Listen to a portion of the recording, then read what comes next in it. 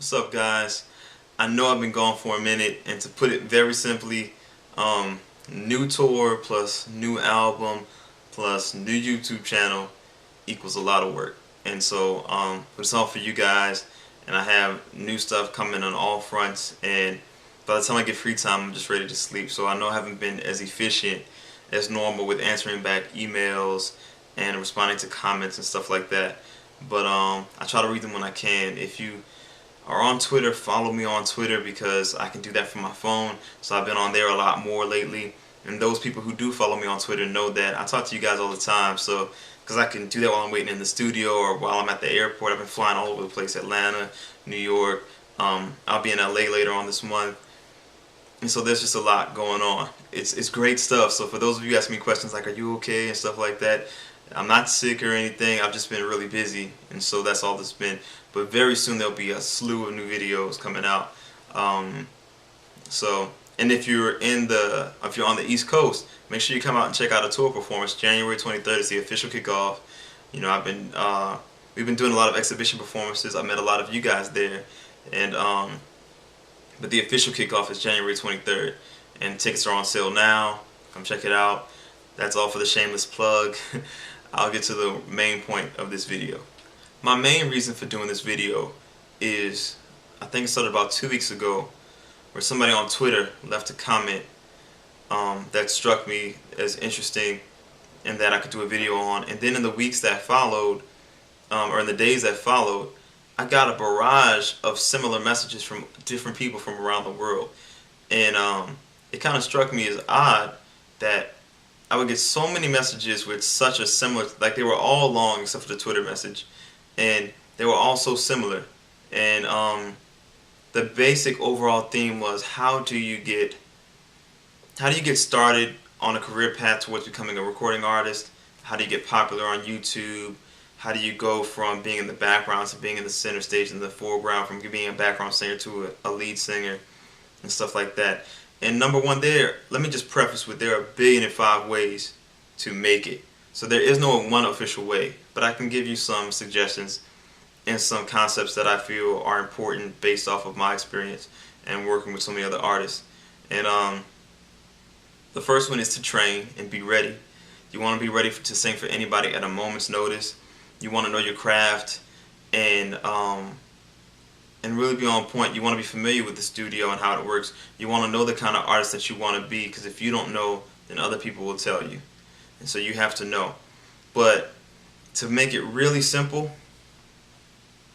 one of the biggest things that I see with young artists that are trying to, well, with old artists too, that are trying to start, well, older artists that are trying to start, is I get people all the time who say, I want to be a singer so bad. I'm willing to do anything. I want to be a singer so bad.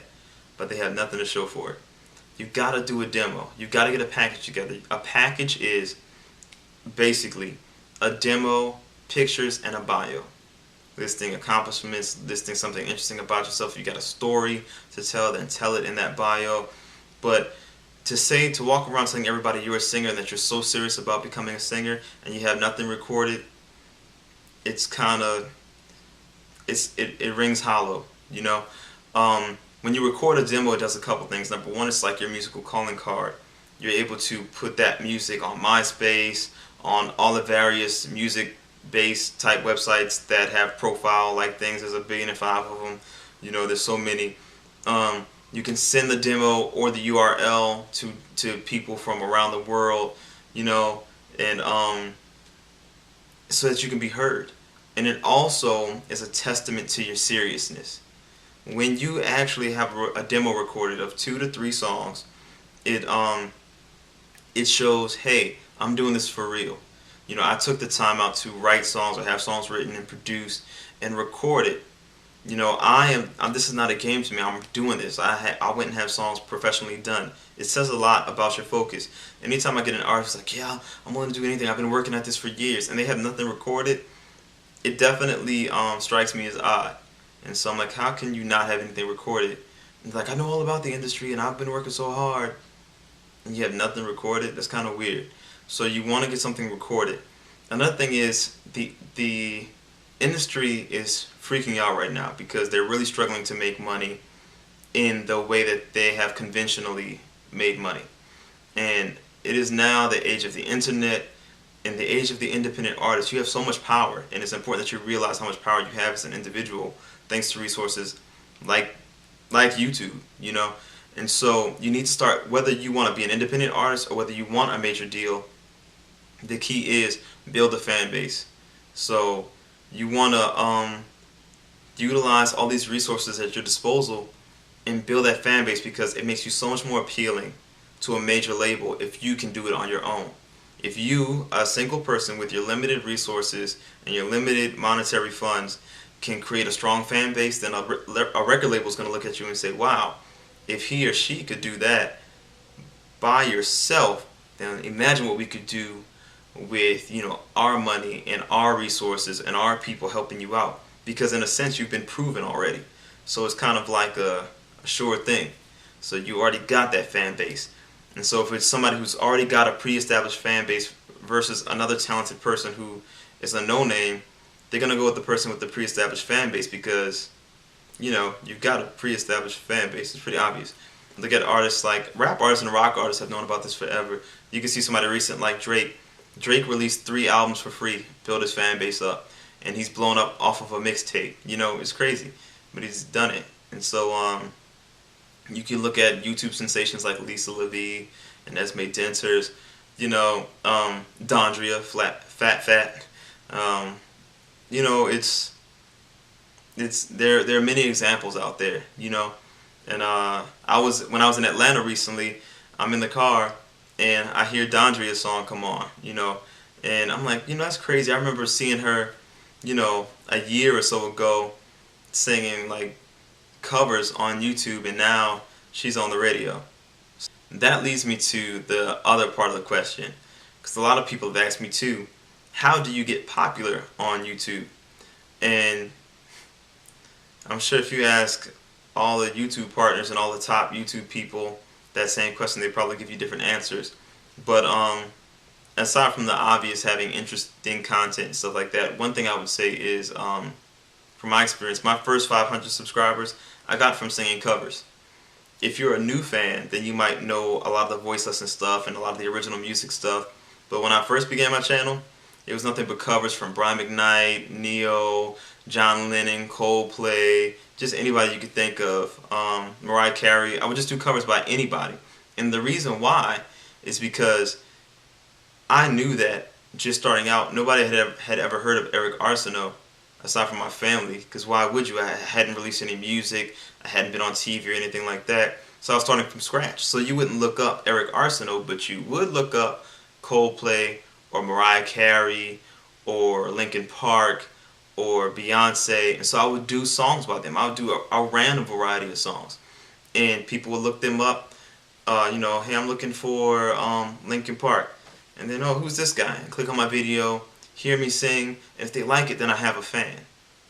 And so I would always, if I did an old song, it would be a really popular song that I knew people were going to look for. If it was a new song, well, I tried my best to do as many new songs as possible, because as soon as I heard a song that was a hit on the radio, I was like, let me go and cover it, because I know people are going to be searching for it on YouTube, and I want them to find me.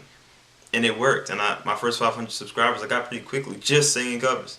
And in fact, my first voice lesson videos were thank yous for all the subscribers who had subscribed to me for my singing videos. So now, that being said, I don't want anybody getting mad at me for giving bad advice when it comes to doing covers on YouTube, because YouTube is really ambiguous about, not about the rules, but about enforcing the rules, because YouTube is very explicit saying that don't do a cover unless you clearly have the permission of the artist. Yet, we see a whole bunch of very popular and successful YouTube singers whose channels consist almost entirely of covers. So it is a little confusing, and yet we probably all know people here and there who have had their channel suspended or have had videos taken down for doing one cover. So it's kind of weird. It's part of the reason why I'm doing a separate artist channel, because I don't want my main channel suspended. On my main channel, everything is original, and if I use somebody else's music, it's only an artist that I know personally that I can call up, like right there on the spot. But I'm starting up a separate channel just in case, because YouTube is weird about it. I don't understand how they enforce that. It seems a little arbitrary. But that being said, unless you're a partner and you make money that you are afraid of losing, I suggest you just go for it and do the covers, because you'll get a lot of fans that way. The last thing I would suggest is to get out into the real world. You know, YouTube is a great tool. MySpace is a great tool. The internet is a great tool, but you got to get out there. You have to audition. You have to perform. You have to go to open mics. You have to go to talent shows. You have to do that kind of stuff, and a lot of people don't. A lot of people. The thing that bothers me, until every time I talk about this, I get a little. It strikes a little nerve, because I work with so many singers who claim to want it so bad, but nobody wants to actually do anything. Everybody just wants to sit in their room and dream about it and not make anything happen. And I'm like, what do you think is going to happen? And with you just telling everybody you want it so bad and that you're so great, but what are you doing? You know? And so you got to go out there and you got to get on Craigslist and look at the auditions. When I first came up here from New Orleans, to the DC area from New Orleans after Katrina, I would get on Craigslist, and if there was a producer looking for a singer, ring, I'm calling him up, or her up, asking, you know, hey, can I sing on some stuff for you, trying to get some connections. Every audition that I saw, I sang for, whether it was for R&B, was for musical theater, I sang for everything. And sometimes it meant driving out an hour, 2 hours to get to a certain location, and I would do it. I sang at birthday parties, I sang at a biker convention, I would sing at nightclubs, I would sing at open mics, I would sing anywhere anybody would let me sing it. Every time I sang somewhere, I made another connection. Whether it was an A&R, or a musician that I would later be able to use, a guitarist or a piano player, or another singer, or a manager or an agent, you make connections and you just have to push with it. And part of it is patience, but a big part of it is perseverance and making it happen. But you've got to actually do something. And like I said, I could spend forever talking about this. I barely even nicked the surface, but I know how I am, and if I start talking about it, I'm gonna have a 45-minute long video, and I'm gonna have to edit it like crazy to get chunks in. But maybe I'll do more on it in the future, maybe some blogs about it. But the main thing is, summarizing it up, do a demo, 2 to 3 songs that represent who you want to be as an artist, how you want to be musically presented. And if you don't know, then somebody else will tell you, and you don't want that. Or where somebody else just won't even give you any, they won't take you seriously at all and won't even give you any attention. And so you got to have that 2 to 3 song demo. Look up studios in your area. It costs a little bit of money, but it's an investment. And if you know somebody who has a home studio, make sure that they know what they're doing. Somebody could have the best equipment, but if they don't know what they're doing, it's pointless. So make sure they know how to use it. You get a professional sounding quality recording. Get some nice pictures done, and get a bio done. Clubs, agents, managers, hell, MySpace, they all want you to have a bio, pictures, and music. So you gotta have it. You gotta. And the thing is, if this seems like too much for you, then you can quit. Wow, Eric, that's harsh. Yeah, I know, but the industry requires, if nothing else, I think everybody would agree that it's a lot of hard work. And if you're not willing to deal with the hassle of getting a demo done and a press kit done, the press kit would be encompassing the demo, bio, and the pictures. If you're not willing to do that, if you're not willing to go for the auditions, I'm not questioning your talent, I'm not questioning your potential, but I am questioning your passion. So do you have the passion for it? Because you're going to have to deal with a lot of stuff that you don't want to do. If you just want to sing and just want to sing and don't want to deal with the other stuff, then this is not for you. Because I have to do a lot of stuff that I don't feel like doing, with meetings and meetings to have more meetings, and I hate photo shoots, but I have to do them. I just like the singing part, but my passion is strong enough that I'm willing to deal with the other stuff. And with the rude industry folk that have a false, overinflated sense of importance, all that stuff. So be serious with yourself. Are you willing to work for it? And if you are, then work. You know, I have students that work several jobs just to take lessons from me, while helping to support their families and going to school. You know, and I see that kind of dedication all the time. And so And on the other hand, I see the other thing all the time where people say, I want it so bad, I'll do anything. And then I'm like, well, will you do this? Will you do that? No, I'm not going to do this. I'm not going to do that. I'm not going to audition there. I'm not going to perform there. I'm not going to record here. Then what are you going to do?